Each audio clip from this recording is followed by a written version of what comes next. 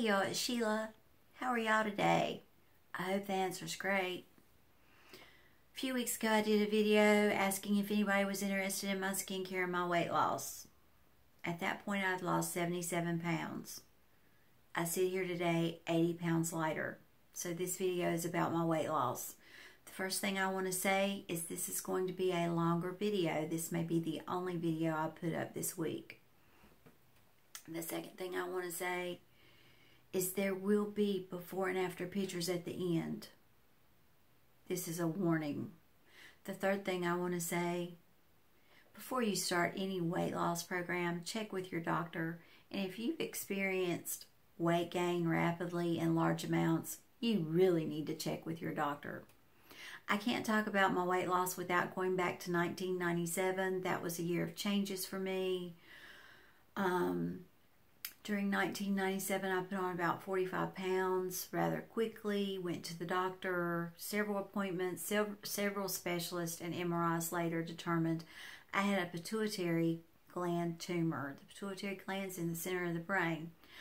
I have never been one to share a lot about my health. This is difficult for me. There are only a handful of people that know what I went through with my pituitary gland.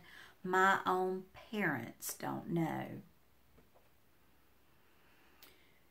The end result, the decision was made that I needed radiation to take care of the tumor on my pituitary gland. Shortly before I began that radiation, my first husband left. In 3 weeks, I lost 30 pounds. Wouldn't recommend that diet plan to anybody. It was simply because I couldn't keep food down. My nerves were shattered. After the radiation on my pituitary gland, the last 10 to 15 pounds came off, but they came off with a healthy eating plan and light exercise. I lost about half of my hair with radiation, and that's when I turned into a red-headed poodle. The hair that came back kinky curly, and I have been a curly top since then. Life improved. My weight was back down where I wanted to be. I was slim, and I met my now wonderful husband, who knows my whole story. Things went along great for 9 to 10 years, and suddenly I started putting weight on again. A large amount of weight. Went to the doctor, test, ultrasounds, and lab works revealed that I had a tumor on my thyroid. My whole thyroid was just about a tumor, and it had to be removed. I was placed on Synthroid, which is a synthetic thyroid replacement, and stable weight after that was a struggle, but obtainable. I had to change my eating, I had to exercise more, but I could stay slim. Life was great. Then let me stop there. What a lot of people don't know is when you have a thyroid issue or low thyroid levels, one of the things that can happen to your body is high cholesterol. My doctor was telling me your cholesterol is outrageous. It got up to almost 600. I was put on a well-known cholesterol medication. I was on it for about 10 years. It is now known to cause it may cause type 2 diabetes in women. I maintained my weight up until about 24 months ago. Well, no, I maintained my weight until 18 months ago. But 24 months ago, my doctor is saying, your A1C is going up. I started eating less sugar and less carbs. It didn't go down. 18 months ago, I started putting on weight, large amounts of weight, and quickly. I didn't recognize the person I was becoming. I went to the gynecologist and said, am I in menopause? Is this why I'm gaining all this weight? Lab results revealed, no, I was not in menopause. At 54, I still wasn't in menopause. She sent me to my family doctor. Blood test, ultrasounds. The first thing he did was send me for an MRI to see if I was having another pituitary issue. The second thing was the labs and the ultrasound, and then a specialist later, it was discovered that my body will no longer process synthetic thyroid replacement. At that point, I was on 475 micrograms of Synthroid a day with severely low thyroid levels. I was changed to a more natural thyroid medication, and that began to work. I said, okay, I've got good thyroid meds on board. I'm going on a diet, and I cut everything I ate in half. The first month, I lost 25 pounds. It wasn't from my diet changes. Part of it was, but part of it was because I had thyroid meds in my system that were working. And then I started apple cider vinegar. September the 11th, the day this is going up, is the day I had lost 25 pounds. I had been to the doctor. I had had lab work done. My doctor's patting me on the shoulder, telling me how well I'm doing. Keep up the good job. And 3 days later, called and told me I was a type 2 diabetic and had to go on medication. He truly believes that cholesterol medicine that I was on at the highest dosage for so long is what turned me into a type 2 diabetic. So now I'm on a diabetic diet. I had to tweak that too. Just being on a diabetic diet didn't make the pounds come off. I started the apple cider vinegar twice a day, found blood sugar meds that work, a pill and a shot once a day. The shot is not insulin. It just helps lower your A1C. I changed my eating habits. I added lean proteins, grilled, broiled, baked, or cooked in the air fryer. No, this is not a commercial for an air fryer. They don't know who I am. But that thing certainly has helped me prepare my food in a more healthy manner. I added 3 to 4 more vegetables to my diet a day, 2 to 3 fresh fruits. I prefer my vegetables raw. My vegetables are green, red, and yellow, except for corn. I don't eat anything white. No white bread, pasta, rice, potatoes, or corn, and I limit my carrots. They're high in sugar. A salad for me has always been a pleasure, but my salads have changed. When I go to a salad bar, there's none of that good, gooey, yummy stuff on it. It's all vegetables. It's not topped with a healthy, heaping portion of my favorite dressing. It's topped with vinegar, red wine vinegar, and sometimes lemon. I crave salads. Sometimes my salads have a few nuts and some dried cranberries on it, just to jazz things up a little bit and give me more flavor. The biggest struggle I had was standing on the scale and seeing the number and telling my doctor, okay, I need to lose 50 pounds, and him going, no, Sheila, you need to lose 60. My head could not grasp and figure out a way to lose 60 pounds. It was constantly spinning in my head. So I changed my thinking. Okay, Sheila, you're not trying to lose 60 pounds. You're trying to lose 10 pounds. You're just trying to lose 10 pounds. And that's the way I've gone about it. I have lost 80 pounds in 10-pound increments. And I celebrated each of those 10-pound increments. You better believe I did. That's the way my mind could handle it. I've always been a water drinker, but now being a diabetic, my thirst is insatiable, and I drink 1.5 gallons of water a day. My rheumatologist and my family doctor have both talked to me about exercise. I can't do aerobics. I can't go to the gym and work out. All they want me doing is walking and weight resistance, and that's what I do. I have friends that wear Fitbits, and I've heard people on YouTube talk about their daily steps. Their goals are 10, 15, or 20,000 steps a day. Get ready to laugh. My goal is 5,000 steps a day. On a superb day, I have done 6,000 to 7,000. With rheumatoid, osteo, Raynaud, Sjogren's, fibro, I'm not going into it all. The list would go on and on. I am an autoimmune walking encyclopedia. My body can't handle that many steps, but it can maintain and lose weight at 5,000 to 7,000 steps a day. So that's my goal.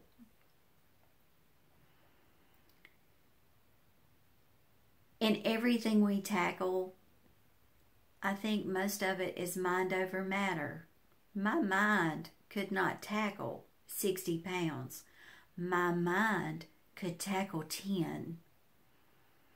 If you have weight to lose, break it down into increments and celebrate each time you meet one of those goals. I've met 8 goals. That's a big accomplishment for me. I had a hard time talking about this and really realizing what I had accomplished until I sent my friend Sonny pictures and she put them side by side. Wow. Those pictures are at the end of this video. They were disturbing at first, but now I can say I'm rather proud of myself. Change your eating. Don't deprive yourself. Yes, I fall off the wagon, but I don't beat myself up for it. If I want a piece of chocolate, a square of chocolate, 35 or 40 calories, I savor and enjoy that piece of chocolate. I don't have a problem with foods I shouldn't have being in the house anymore. If I'm craving chocolate and the husband has chocolate ice cream in the freezer, I get a tablespoon, take a scoop of that, and I savor and enjoy that tablespoon of chocolate ice cream. Sometimes I have to cheat for the long haul. It's not about just today. It's about the long haul. I didn't do the Atkins, the Paleo, the Mediterranean, the Weight Watchers. I didn't do that. I don't like counting things. I didn't want to have to figure out in my head or on my calculator or smartphone every item that went in my mouth, how many points it was. But you know, those programs work great for a lot of people. I had to figure out how to do it on my own. I'm not knocking any of those programs. And the other thing I did,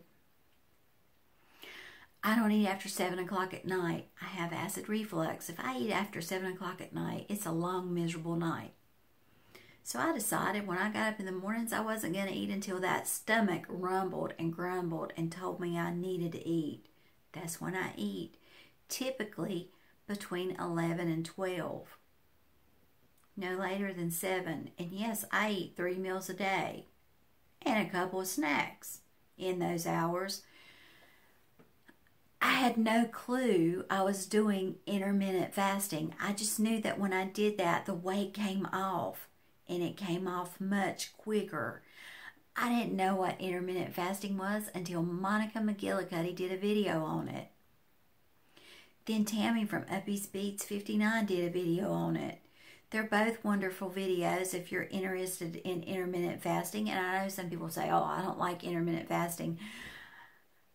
That's fine. Just find something that works for you. But evidently, I was doing it without knowing I was doing it. And that's when I really saw the weight come off.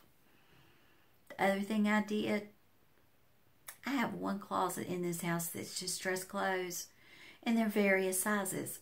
But I don't wear dress clothes often. I'm a blue jeans and black shirt kind of girl. Every article of clothing that was in this house that was too big for me, I donated. And I've done several donations since I began this journey on September the 11th of last year. I've hauled off a lot of clothes. If there's a pair of blue jeans in this house that's loose on me, and I don't mean loose and comfortable, I mean loose and a size too big or a half a size too big, they leave this house. Gaining weight is not an option for me. It's not a crutch. Oh, if I blow it for a week or two and gain 5 or 6 pounds, I have those jeans I can put on. No, I don't have those jeans. I got rid of them. And you know what? I'm not spending any of my money on new jeans in a size up. I'll spend it in a heartbeat on a pair of jeans a size down. I don't have clothes in here that are too big for me. That to me would be a crutch. I got rid of them. One of the things that bothered me, when I would run into people that hadn't seen me in a while, oh, that look, you know, and then the whispers, oh my goodness, did you see Sheila? How much weight has she gained? What is wrong with her? Yeah, I heard it, and it hurt. But you know what? It was true. It was true. And these people didn't know that I had health issues. Some of these people don't know I have rheumatoid arthritis. The thing that hit me in the gut the hardest was being in a department store. I was shopping for something for my mother for Christmas. She's a small, petite woman, and I was in the small, petite section, and a salesperson walked up to me and said, "Ma'am, the plus-size clothing is over there." I just wanted to hang my head in shame and run out of that store. But I smiled and said, "Yes, thank you for letting me know. I'm shopping for my mother." People don't realize the things they say. We humans are a judgmental bunch. I saw the judgment on people's faces with my weight gain. I saw it. I felt it. I felt it. I felt it in my heart and soul. It talked ugly to me in my head. I've never thought I've been that much of a judgmental person. I've always been a live and let live. You do your thing, I'll do mine. But let me tell you something. Being 80 pounds overweight sure took some of that out of me. I'm more concerned about what type of person a person is. Are they kind? Are they good? Are they nice to people? Do they help people? Don't listen to those other people. Y'all don't listen to them. Don't let it get in your head. 90% of weight loss for me is right here in my head. The battle was fought in my head. And I had to fight that battle in my head. And 10 pounds at a time was a way I could fight it. Once you make progress and you see that first 10 pounds and then that second 10 pounds, it's easier for you to stick to your plan. Whatever your plan is, it's easier to stick to it.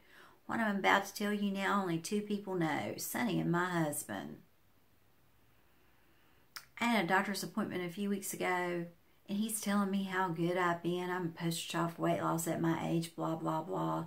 And I said, "Do you think I'll ever come off my sugar meds?" He said, "I don't think so. Your A1C is still high." I said, "Okay. Do you think I'll ever lose this diabetic belly? Do you think I'm at a point that I've lost enough weight that doing some aerobics and sit-ups will help me?" He said, "I do not want you doing sit-ups. I do not want you doing sit-ups." I said, "Well, how am I going to get rid of this diabetic belly?" He had me unfasten my jeans. He looked at my stomach, and then he went to his desk, got on the computer, sat there for a few minutes, and came back and said, "Sheila, I want you to lose 15 more pounds." I said, "Okay." I thought I was at my goal.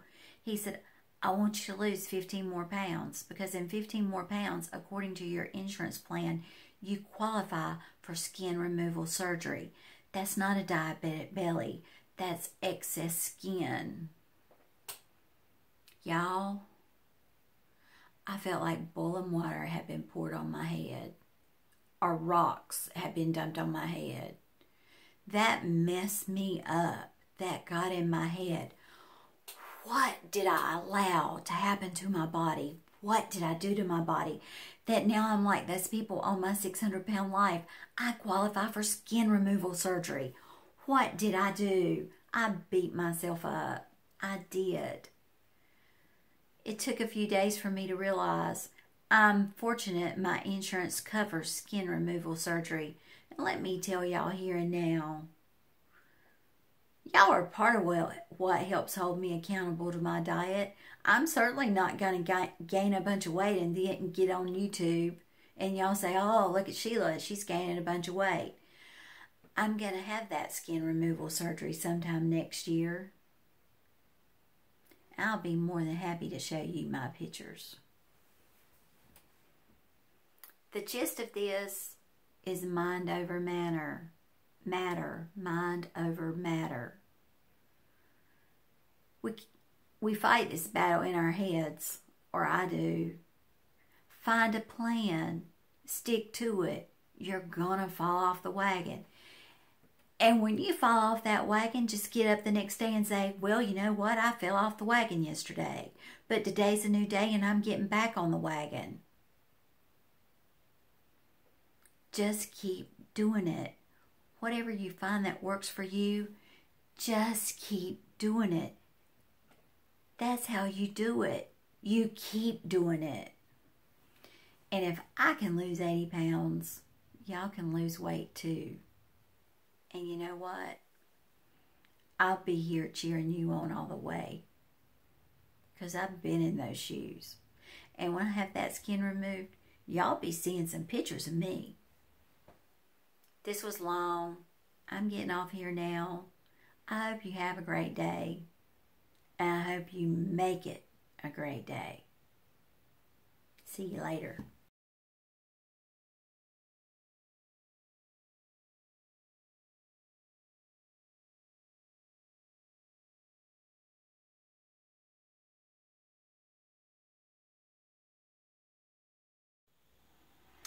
I just wanted to say I filmed this prior to Hurricane Irma. Marlene from Fab and Glam, Laura from Shake Up Makeup, and Marta Zayas, you are all in my thoughts and prayers, as well as your communities and your families. Also today, September the 11th, is the anniversary of the attack on America. Many families lost loved ones, and many families have lost loved ones since then. God bless America.